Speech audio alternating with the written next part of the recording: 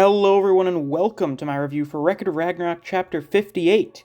Before I get into this month's review, as always I have to mention that if you haven't already, you should definitely be sure to hit that subscribe button and help us reach our goal for 2022 of hitting 5,000 subscribers. With that out of the way, let's get into the review.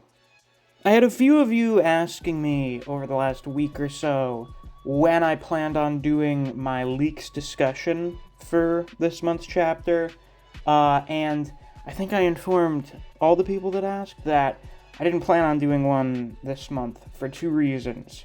The first of which was last month's leaks discussion got copyright striked, so I have one strike on the channel now, which isn't that big of a deal, but you know, when you have one, you really don't want to try and get a second one, because then you've only got one more strike. And to have to go a period of several months worrying about getting a third strike when you've just gotten two within a relatively short span of each other, not good, not particularly good. So I figured let's lie low a little bit this month, not do a leaks discussion. The second reason was that, frankly, there's not that much to talk about for this month's chapter. It's mostly a they fight chapter, and a significant portion is basically just explaining Qin's power, and trying to do that with the Google translations we get from the leaks would have given me an aneurysm, so not doing that. And I think I'm not going to show any panels, again, for like the same reason with the leaks, probably just for this month's review. So, you know, it'll just be my avatar up here like usual, and I guess you could just listen to this the way you may listen to a podcast or something. So most of this month's chapter is dedicated to explaining Qin's power, which we don't get a name for, oddly enough. We usually do. I suppose we didn't get a name for Jack's eye. I don't think we did. So I guess it's kind of like that, like he just never came up with a name for it or something, because it's not technically a technique, it's just a thing that he has. But then again, Eyes of the Lord was something Adam just had, so I don't know, maybe we'll get a name for it next month or something, but it doesn't seem like we got one in this chapter, which is kind of strange. Now, Qin's power is what a lot of people expected it to be. He's able to see chi points, and he's able to disrupt them by attacking them, or really doing any kind of disruption. He fucking breathes on Hades' chi points to stop his attacks. Now this is like a very large, comical anime quantity of air. It looks like a fighting game special attack. I don't know how the fuck he's able to do this. Does he have some kind of kingly lung capacity as well, perhaps? I don't know. It's funny how, like, Ragnarok is so unrealistic already, and now I'm like, dude, he's able to shoot, like, air bombs out of his mouth when that's not explicitly his power. That's mostly the reason why, is his power really doesn't have anything to do with, like, having a very big lung capacity or being able to produce really great air pressure. But I guess it's just exaggerated to show off, like, you can really do pretty much anything to disrupt chi points, because we get a more in-depth explanation about it from the Japanese boys, Kojiro and Okita. And Kojiro says, like, you could literally just breathe on someone's chi point and it could disrupt the flow of power. So I guess that's just their way of showing that. Now, I'm not the biggest fan in the world of Qin having another eyeball power. This now makes 4 human fighters who've had fucking eyeball powers. If you want to include Kojiro, that makes it 5, but Kojiro's power is more so his brain than his eyes, because now he's able to scan things with more than just his eyes, like hearing, feeling, so it's not just his eyes. But can the author maybe please be a little more creative with this stuff? I mean, the eye powers have all been relatively, they've all been fairly different, actually. Adams could copy what he saw, Jack was able to see emotions, Buddha was able to see the future, and now Qin is able to see chi points and the flow of power. So they're all different, but could we maybe find a more creative way for people to have these powers? I mean, we've had humans who are just kind of really strong, and, well, that's about it. Either you're really strong, or you've got a magic eye power. The only exception is Kojiro, who has a magic brain. Yeah, I don't, it's been like a week since I found this out, so I'm not as bothered by it as I was then. It's just kind of like whatever, but it's a similar case with, you know, all of the gods just being physical fighters and not having magic powers. They're fucking gods. They should have magical abilities. Especially ones who are very high-ranking and reign over very big concepts like Hades being the god of the underworld, the king of hell.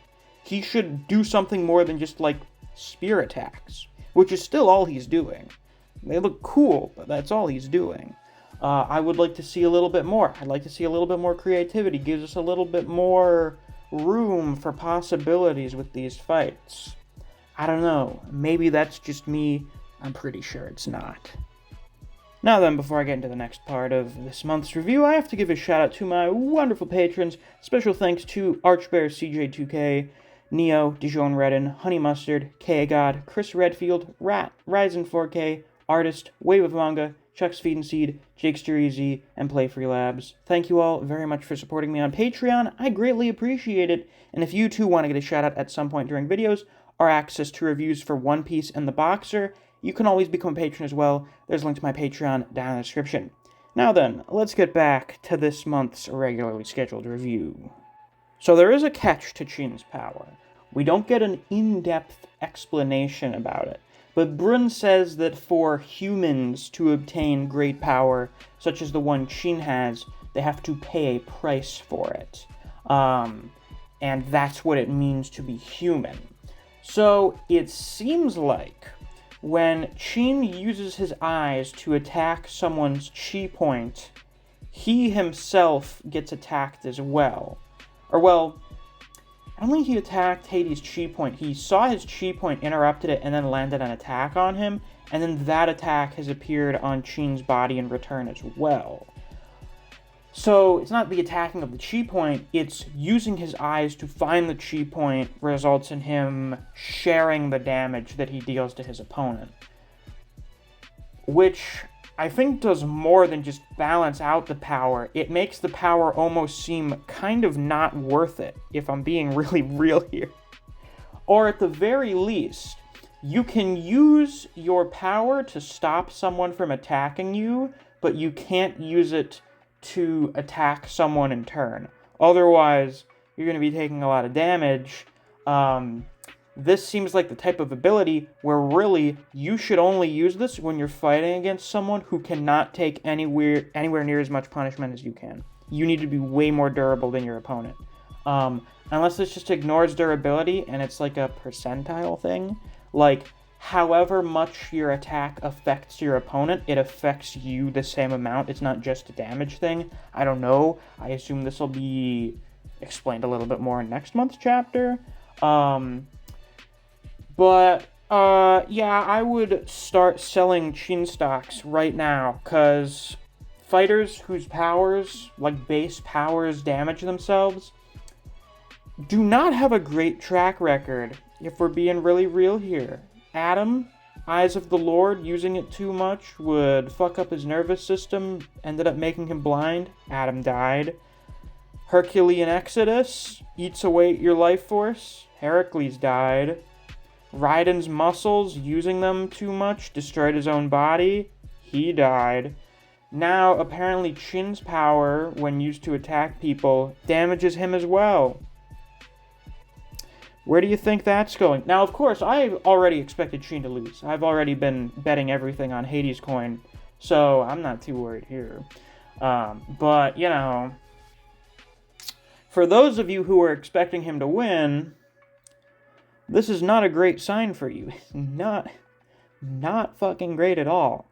And Hades is definitely watching this very intently. He has a pretty serious look on his face.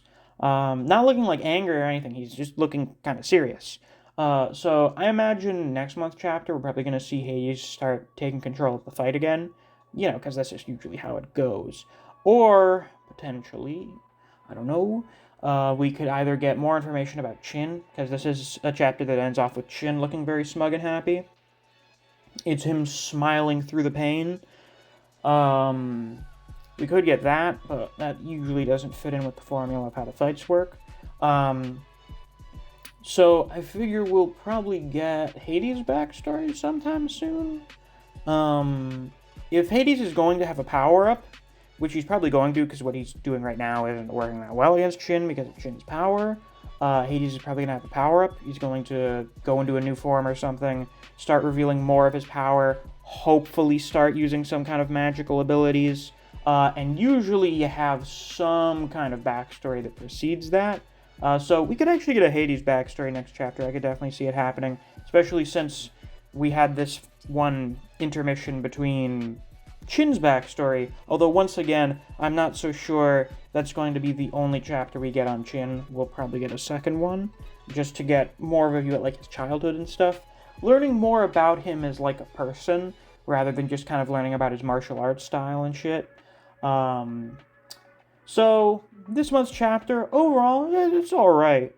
I think, like, on its own, it's alright. The fighting, the actual choreography in the chapter is really good. I didn't talk about it that much because, well, that would just kind of be me describing what happens in the chapter, and that's kind of boring to do. So, yeah. Good fight chapter. I think in the grand scheme of the fight, it's really good. This fight has been the best out of the post-round 4 fights. That was when we first tied the score, so I consider that to be like the first significant point in the story in terms of the fights. So like everything after round 4 is kind of like its own separate thing. This is definitely the best out of the last 3, and hopefully it continues to be as good as it is thus far. Both the characters are likable, choreography has been really solid. I did feel like the choreography was kind of lacking a bit in the previous 2 fights, and that's been made up for quite a bit in this fight. So, yeah, hopefully that continues. But with that, that's all I've got to say for this month's review. If you enjoyed, please be sure to like, comment, subscribe, and click that notification bell so you don't miss any of my uploads. I do Record of Ragnarok chapter reviews every month. If you enjoy discussing Record of Ragnarok with other people, or you just enjoy the content I produce on this channel, I highly suggest you check out my Discord server. I have a link to that down in the description. Thanks for watching. I'll see you guys around. Take care.